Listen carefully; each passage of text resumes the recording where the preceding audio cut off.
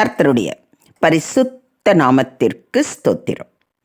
இன்றைய நாளின் தியானத்திற்கென்று தெரிந்து கொள்ளப்பட்ட வேத வசனம் நீதிமொழிகளின் புத்தகம் 19ஆம் அதிகாரம் 23ஆம் வசனம். நீதிமொழிகள் 19:23. கர்த்தருக்கு பயப்படுதல் ஜீவனுக்கு ஏதுவானது, அதை அடைந்தவன் திருப்தியடைந்து நிலைத்திருப்பான், தீமை அவனை அணுகாது. ஆமென். கர்த்தருக்கு பயப்படுதல் என்றால் என்ன?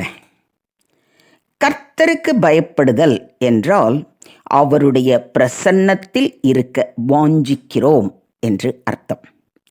கர்த்தருக்கு பயப்படுதல் என்றால் நம்முடைய சுயத்திற்கு முக்கியத்துவம் கொடுக்காமல் அவரையே சார்ந்து வாழ்தல். கர்த்தருக்கு பயப்படுதல் என்றால் கர்த்தருடைய நீதிக்கும் பரிசுத்தத்திற்கும் நம்மை அர்ப்பணித்தல். மொத்தத்தில் கர்த்தருக்கு பயப்படுதல் என்பது எப்போதும் அவரது பிரசன்னத்தில் அமர்ந்து நம்முடைய சுய விருப்பு வெறுப்பை களைந்து அவரையே சார்ந்து அவருக்கே நம்மை முழுமையாக அர்ப்பணித்தல். இந்த பயப்படுதல் தான் நம்முடைய ஜீவனுக்கு ஏதுவானது. அப்படி அவரையே சார்ந்து அவரது பிரசன்னத்தில் முழுமையாக ஒப்பு கொடுத்தவன் திருப்தியடைந்து நிலைத்திருப்பான், தீமை அவனை அணுகாது என்று மிக தெளிவாக குறிப்பிடப்பட்டுள்ளது. நாம் கர்த்தருக்கு பயந்தவர்களாக நடக்கிறோமா? இயற்கையாகவே மனிதன் எந்த கட்டுப்பாடும் இல்லாமல் வாழ வாஞ்சிப்பான். மனிதனின் இயற்கையான பாவ சுபாவம் தேவனை அறிகிற மற்றும் புரிகிற மேன்மையை உணராமல் தடுக்கிறது. நாம் நம் வாழ்வில் எல்லாவற்றிற்கும் மேலாக கர்த்தருக்கு பயப்படும் பயத்தை தெரிந்து கொள்ள வேண்டும். சங்கீதக்காரனாகிய தாவீது, கர்த்தாவே, உமது வழியை எனக்கு போதியும், நான் உமது சத்தியத்திலே நடப்பேன், உமது நாமத்திற்கு பயந்திருக்கும்படி என் இருதயத்தை ஒருமுகப்படுத்தும் என்று வேண்டுகிறான். நாம் கர்த்தருக்கு பயந்து நடக்க வேண்டுமானால் முதலில் அவரது வழிகளை அறிந்து கொள்ள வேண்டும், அவருடைய சத்தியத்திலே நடக்க வேண்டும். இதற்கு அவரது பிரசன்னத்தை நாம் முதலில் உணர வேண்டும். தினமும் அவர் சமூகம் அமர்ந்து வேத வசனங்களை வாசித்து தியானிக்கும் பொழுதுதான் அவரது பிரசன்னத்தை நம்மால் உணர முடியும். அப்பொழுது அவரது மெல்லிய சத்தத்தையும் கேட்க முடியும்.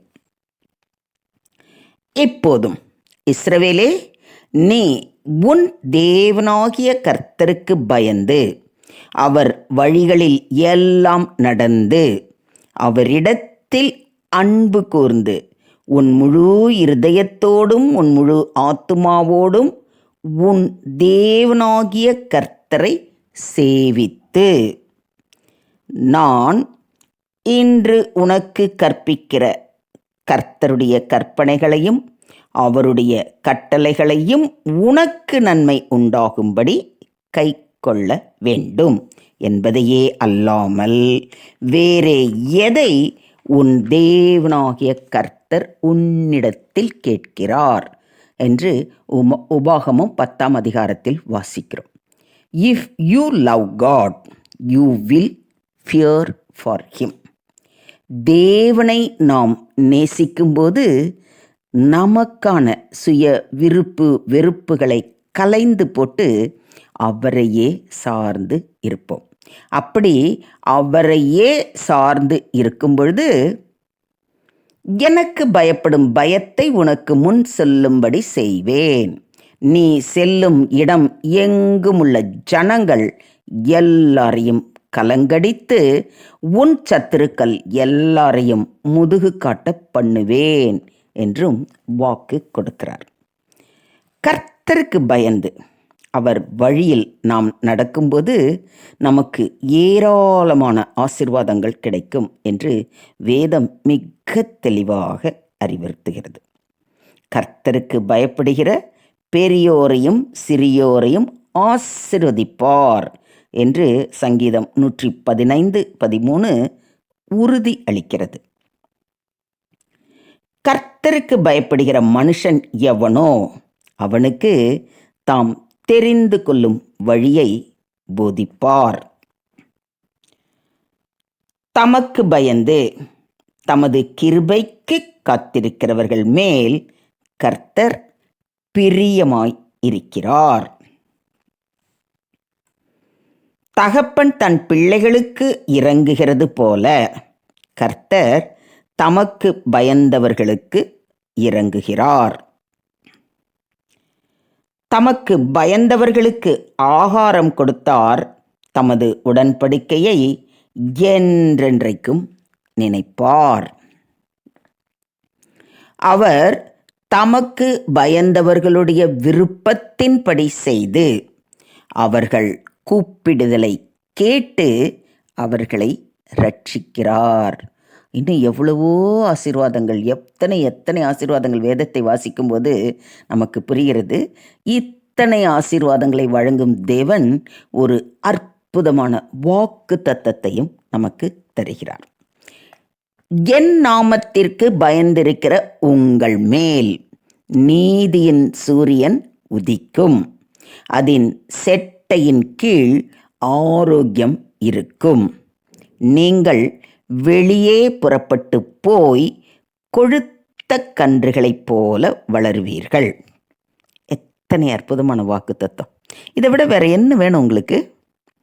சிறு வயதில் பிள்ளைகள் அடம் பிடிச்சாலோ தவறு செய்தாலோ என்ன சொல்லுவாங்க தெரியுமா? சாமி கண்ணை குத்திடும் அப்படின்னு சொல்லி சாமி மேலே ஒரு பயத்தை ஏற்படுத்துவாங்க. அப்படிப்பட்ட பயத்தை பற்றி நாம் பார்க்கவில்லை. அதை முதல்ல நீங்கள் புரிஞ்சுக்கணும். தெய்வ பயம் என்பது தேவனுடைய பிரசன்னத்தில் நம்மை முழுமையாக அர்ப்பணித்து வாழ்வது தான்.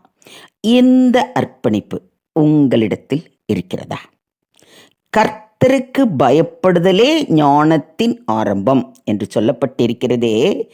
இந்த ஞானம்தான் வேத வசனங்களை வாசிக்கவும் தியானிக்கவும் அதன்படி நடக்கவும் நம்மை வழி நடத்துகிறது. ஆதலால் அசைவில்லாத ராஜ்யத்தை பெறுகிறவர்களாகிய நாம் பயத்தோடும் பக்தியோடும் தேவனுக்கு பிரியமாய் ஆராதனை செய்யும்படி கிருபையை பற்றிக்கொள்ள இன்றே அவர் பாதம் அமர்ந்து நம்மை முற்றிலுமாக அவர் கரத்தில் ஒப்புக் கொடுப்போம். அவரே நமக்கு வழியை போதித்து தீமை அணுகாமல் பாதுகாத்து நம்முடைய தேவைகளை குறைவின்றி சந்தித்து நம் கூப்பிடுதலை கேட்டு ரட்சிப்பாராக. தேவனுக்கே மகிமை உண்டாவதாக. ஆமேன், ஆமேன், ஆமேன்.